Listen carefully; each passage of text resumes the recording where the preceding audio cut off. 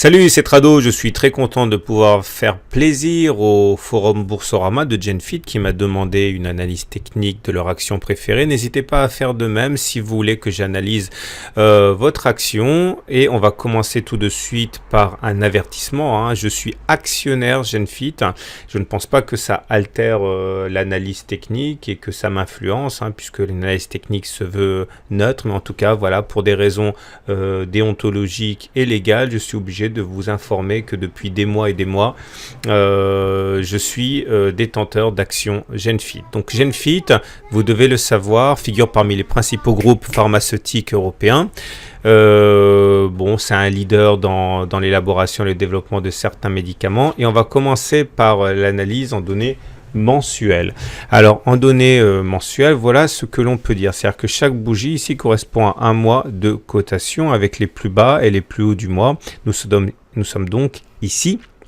Et comme vous pouvez le voir, le problème auquel Genfit est confronté depuis des mois et des mois, c'est que nous sommes à l'intérieur de cette grande figure descendante ici et nous faisons des oscillations, du ping-pong à l'intérieur de ces deux obliques descendantes. Et l'oblique supérieure s'est révélée autant infranchissable que celle qui est en bas, là, s'est révélée infranchissable à la baisse. Mais en tout cas, rien de déterminant, définitif ne peut être envisagé tant que l'on n'aura pas cassé cette oblique descendante mensuelle.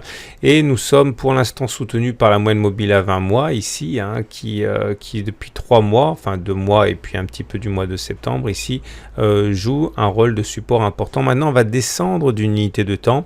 On va aller chercher l'unité de temps hebdomadaire que voilà. Donc vous retrouvez en fait ici les deux obliques descendantes, mais chaque bougie maintenant correspond à une semaine de cotation et plus à un mois de cotation. Et là, il est clair que la tendance, elle est neutre sur cette unité de temps, puisque vous voyez tout d'abord les pics et les creux. Les pics étaient montants, les creux étaient montants, ça voulait dire que la tendance était haussière, mais depuis maintenant quelques mois, les pics sont devenus descendants et les creux descendants. Ça, théoriquement, ça voudrait dire qu'on est en tendance baissière au regard de ce critère des pics et des creux, mais c'est pas validé par la moyenne mobile à 30 semaines. Vous voyez, cette moyenne mobile à 30 semaines est très souvent utilisée pour justement déterminer la tendance. C'est un autre système de tendance et on dit que lorsque l'on est au-dessus d'une moyenne mobile à 30 semaines qui monte, on est en tendance haussière. Lorsqu'on est en dessous d'une moyenne mobile à 30 semaines qui descend, on est en tendance baissière. Mais quand on est en dessous d'une moyenne mobile à 30 semaines qui monte, on est en tendance neutre. On retiendra surtout qu'il n'y a pas consensus, donc c'est pas clair. Donc on est en tendance neutre en unité de temps hebdomadaire, c'est-à-dire l'unité de moyen terme. Regardez les volumes qui sont vraiment faibles. Ça aussi, ça explique qu'on n'est rien de déterminant pour l'instant. Il n'y a pas de prise de position majeure à l'achat. Il n'y a pas de vente massive. Les volumes sont assez faibles, plutôt en dessous de la moyenne. Et ça explique pourquoi c'est un petit peu mou pour l'instant. Alors attention les yeux, ça s'appelle de l'Ishimoku. C'est un peu plus compliqué, mais vous allez voir avec un minimum d'explication, ça devient très très simple. Retenez tout d'abord que les grandes obliques que vous voyez là, ce n'est rien de plus que la figure qu'on a vue précédemment. Donc c'est notre résistance ici qui nous bloque. Regardez ensuite ce nuage. Le nuage ici, c'est très important parce que quand le nuage comme ça, c'est ce qui est rouge ou vert là, lorsque le nuage devient horizontal comme ça, eh bien, ça devient une tendance neutre. Alors justement, vous voyez, ça confirme ce qu'on disait tout à l'heure. Le nuage, il est plat, donc la tendance, c'est des neutres.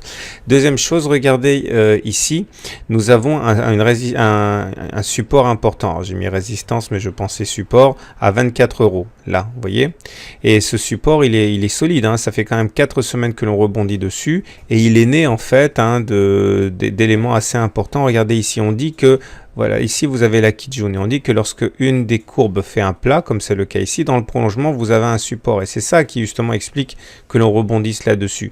Ok, autre élément qui explique pourquoi c'est un support solide, c'est parce que regardez, toujours pareil, ici ça a été une résistance, on l'a franchie et lorsque l'on franchit une résistance, on dit qu'elle change de polarité, elle devient support et c'est pour ça effectivement que cette zone des 24 € c'est quand même assez solide. Notez également que nous avons au-dessus de nous un trading range globalement. Regardez, il y a entre les 33 € ici et les 17,6 euros là, les deux éléments roses, on peut globalement considérer qu'on a des oscillations. Je considérerais que un événement important peut intervenir uniquement si on devait casser par le haut les 32,9 ou casser par le bas le 17,6 euros. En attendant, on va être obligé, je pense, de faire des oscillations continuelles comme ça entre les 33 et les 17,6. À noter donc que si on casse les 24 euros, dans ce cas, on pourrait tout à fait envisager un retour de Genfit sur les 17,6 avec un support intermédiaire ici à 21 euros, hein, puisque nous voyons ici que les cours ont eu du mal à casser cette zone. Et donc, si on prend les choses par étapes, si on casse les 24, normalement c'est les 21. Si on casse les 21, normalement c'est les 17,6. De la même manière, je considérerais que si on casse l'oblique ici, hein, qui est notre oblique féroce, hein, et bien dans ce cas, un retour sur les 32,9 euros est possible. Voilà ce qu'on peut dire. Je descends d'une unité de temps, je vais chercher l'unité de temps journalière. Chaque bougie correspond maintenant à une journée de cotation. En fait, c'est plus précis. On voit effectivement plusieurs choses. Que là, on vient de passer la Kijun, donc normalement, on a les coudées relativement franches, hein, mais c'est un leurre. Le vrai danger, il est là. Donc, c'est pour ça que on peut uniquement envisager un horizon dégagé une fois qu'on aura cassé toujours la même oblique ici, là, pour aller viser éventuellement 31,6 euros. Mais encore une fois, ce n'est que de l'analyse technique. Par contre, si on devait casser les 23,6 euros ici, dans ce cas, un retour sur les 22, voire les 20,8 ici, serait tout à fait envisageable. Voilà, on remet tout ça sur le même graphe. Donc, je précise encore une fois trois choses. 1, je suis actionnaire Genfit, ce qui peut-être altère mon objectivité. 2, je ne suis pas conseiller financier, je suis analyste technique. Ça veut simplement dire que ce n'est pas un conseil. Vous devez vous rapprocher d'un professionnel pour avoir quelqu'un qui maîtrise le dossier parfaitement et qui vous donnera des conseils au regard de votre situation individuelle. On retiendra en tant qu'analyste technique néanmoins que la tendance hebdomadaire, elle est neutre, on l'a vu, le nuage il est plat, on est en dessous d'une moyenne mobile à 30 semaines qui monte, etc.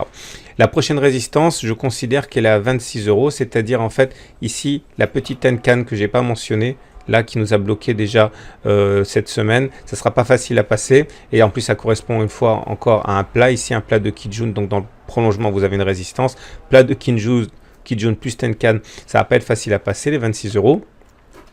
Donc on a notre prochaine résistance qui est à 26 euros, on a notre prochain support qui est à 24 euros.